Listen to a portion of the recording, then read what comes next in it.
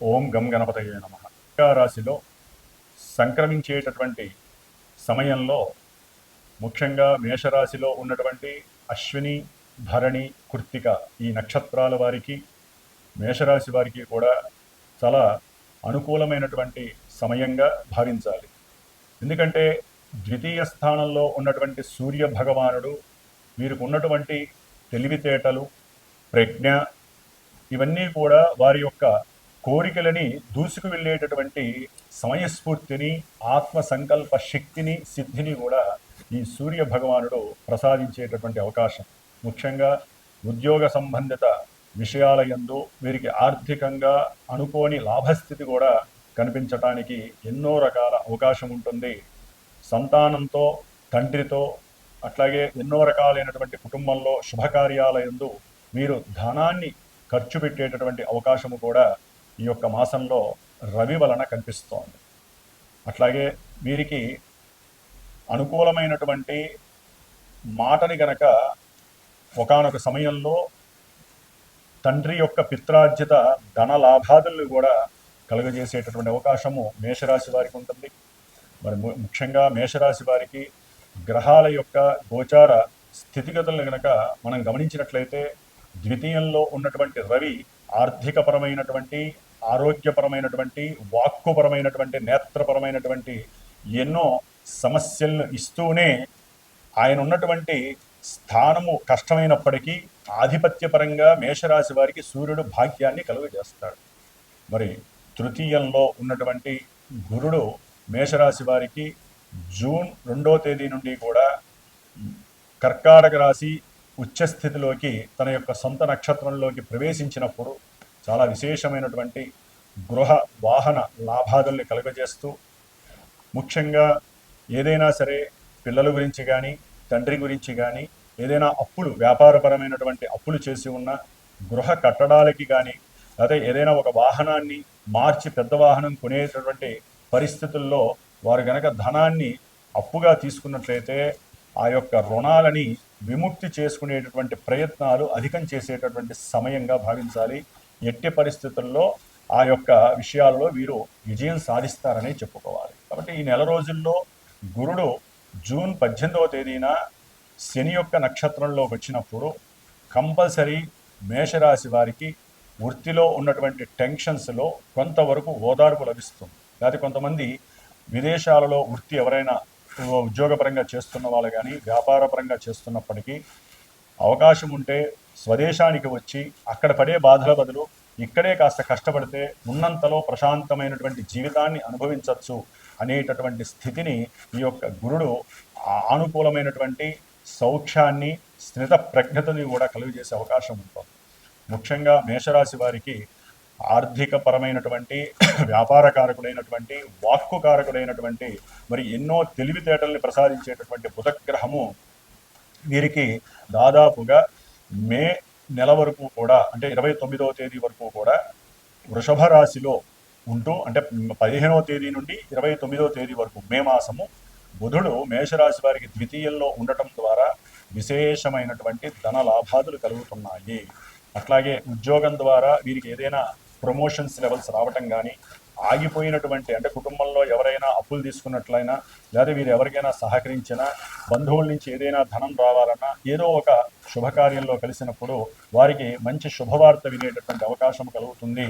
ముఖ్యంగా ద్వితీయంలో ఉన్నటువంటి రవి బుధులు అనేటటువంటి వాళ్ళకి వలన ఎవరికైనా ఉద్యోగం పోయినట్లయితే ఆ ఉద్యోగం మళ్ళీ తిరిగి మీకు వస్తుందని ఒక వార్త ఫోన్ ద్వారా రావటం మేషరాశి వారికి చాలా ఆనందకరమైనటువంటి పరిస్థితుల్ని కలుగజేస్తోంది.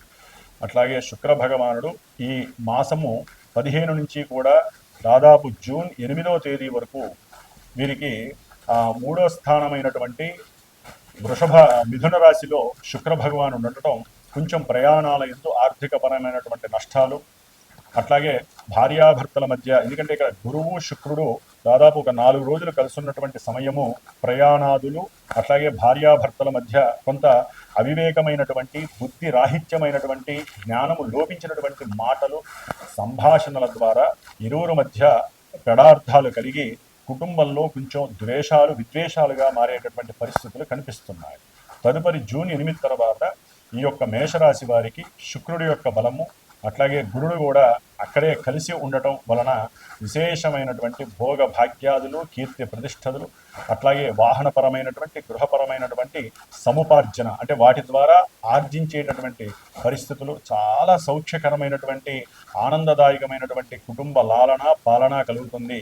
భార్యాపరమైనటువంటి అంటే భార్యాభర్తల మధ్య కాస్త అనుకూలమైనటువంటి సంభాషణ చాతుర్యం కూడా మేషరాశి వారికి చాలా అనుకూలాన్ని కలుగజేసే అవకాశము చాలా కనిపిస్తోంది. ముఖ్యంగా ప్రయాణాల యందు ఇష్టత, కుటుంబంలో కుటుంబ సభ్యులతో మాట్లాడుకొని అందరూ కూడా కలిసి ఏదో ఒక తీర్థ ప్రసాదాలు అంటే తీర్థానికి వెళ్ళి రావటము, అట్లాగే ఆ తీర్థంలో ఉన్నటువంటి విశేషమైనటువంటి ముఖ్యంగా మేషరాశి వారు లక్ష్మీనారాయణుల యొక్క దేవాలయాలకు ఎక్కడో ఒకటి వెళ్ళి వారి యొక్క అనుగ్రహాన్ని పొందేటటువంటి పరిస్థితి కూడా కనిపిస్తోంది. ముఖ్యంగా కుజగ్రహము మే 11వ తేదీన మేషరాశి వారికి మరి కుజగ్రహం తన యొక్క స్వక్షేత్రంలో అశ్విని నక్షత్రంలో ఈ నెల రోజులు దాదాపుగా అశ్విని నక్షత్రంలో ఈ నెలాఖరు వరకు ఉండటం, తర్వాత భరణి నక్షత్రంలోకి మారటం, దీని ద్వారా ఆకస్మికంగా వీరికి అనుకోని ఆర్థికపరమైనటువంటి నష్టాలు, ఆరోగ్యపరంగా కాస్త దేహం శుష్కించటము, దేహపరమైనటువంటి అనారోగ్య సమస్యలు రావటము, ప్రతి విషయానికి ఆందోళన చెందటము, కోపము, ఆవేశము, రెట్టింపు ఉత్సాహంతో వీరికి కలగటము, దాని ద్వారా కుటుంబపరమైనటువంటి సంతానపరమైనటువంటి సమస్యలు కొన్ని ఎదుర్కోవటము, ఉద్యోగం లేదని కొంతమంది ఇబ్బందులు పడి ఎన్నో రకాలైనటువంటి సడన్గా కుటుంబంలో కొన్ని అవసరాల నిమిత్తము రుణాలు చేయవలసినటువంటి ఆవశ్యకత కూడా ఉంటుంది ఈ యొక్క మేషరాశి వారికి. సరే, 12లో ఉన్నటువంటి శని భగవానుడు ఏలినాటి శనితో వీరిని ఎన్ని ముప్పతిప్పులు పెడుతున్నా మరి ఇప్పుడు ప్రజెంటు ఈ మే 17 నుంచి కూడా శని భగవానుడు అదే రాశిలో 12లో ఉంటూ బుధుడి యొక్క నక్షత్రంలో రేవతి నక్షత్రంలోకి మారినప్పుడు బంధువులతో విపరీతమైనటువంటి తగాదాలు, అట్లాగే వీరు చేసేటటువంటి ఉద్యోగంలో మాట జారడం ద్వారా వీరి కింద పనిచేసేటటువంటి సహ ఉద్యోగులతో అవసరం లేనటువంటి మాటలు మాట్లాడడం, వాగ్వాదం చేయడం, దాని ద్వారా లేనిపోని ఉద్యోగానికి అసలు తెచ్చుకునే పరిస్థితులు కనిపిస్తున్నాయి. అట్లాగే భార్యాభర్తల మధ్య కూడా ధనపరమైనటువంటి విషయాలలో వీరికి కొంత ఇబ్బందులు కలిగేటటువంటి పరిస్థితులు కూడా కనిపిస్తున్నాయి. అప్పుల బాధ తట్టుకోలేనటువంటి పరిస్థితిని కలుగజేస్తుంది. ప్రయాణాల యందు మేషరాశి వారు జూన్ 17 తర్వాత చాలా జాగ్రత్తగా ఉండాల్సినటువంటి పరిస్థితి కనిపిస్తోంది. లాభంలో ఉన్నటువంటి రాహువు చక్కటి విశేషమైనటువంటి లాభాలని, కార్య విజయాల్ని కలుగజేస్తున్నారు. మరి 5వ స్థానంలో ఉన్నటువంటి కేతువు సంతానపరమైనటువంటి రాహిత్యాన్ని, కొంతమందికి సంతానపరమైనటువంటి విద్వేషాలు, ఇబ్బందుల్ని కలుగజేస్తారు. ముఖ్యంగా మేషరాశిలో ఉన్నటువంటి వారికి ఎవరైనా సరే పొలిటీషియన్స్ కానీ, చిత్రసీమల్లో పనిచేసేటటువంటి వాళ్ళు ఎవరైనా సరే, క్రీడాకారులకు కానీ అమితమైనటువంటి గుర్తింపు, అమితమైనటువంటి ధన సంపాదన కలగడానికి అవకాశం ఉంది. ఏది ఏమైనప్పటికీ కూడా చాలామందికి తెలియనటువంటి విషయము, మాది ఈ రాశి, మాది ఈ నక్షత్రము కాబట్టి మాకు వివాహం అయిపోతుందా, అట్లాగే మేము నిజంగానే ఇల్లులు వాహనాలు కొంటామా, అట్లాగే మాకు ఏలినాడు శని బాగా పట్టి పీడుస్తోంది, ఇబ్బంది పెడుతోంది. చాలామంది మాకు శని దశ అండి, శని దశ బాగా ఇబ్బంది పెడుతోంది, 7.5 సంవత్సరాలు శని దశ అంటమ్మా, ఏలినాడు శని అంటారు. కొంతమందికి అసలు వాళ్ళ లగ్నము తెలియదు, వారి యొక్క దశలు ఏం చేస్తున్నాయో కూడా తెలియదు.